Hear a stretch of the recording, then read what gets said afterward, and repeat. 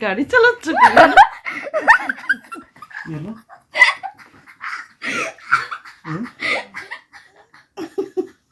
কেন কি গোমরা ছিলাম আমি? গাড়ি চালাচ্ছিলে?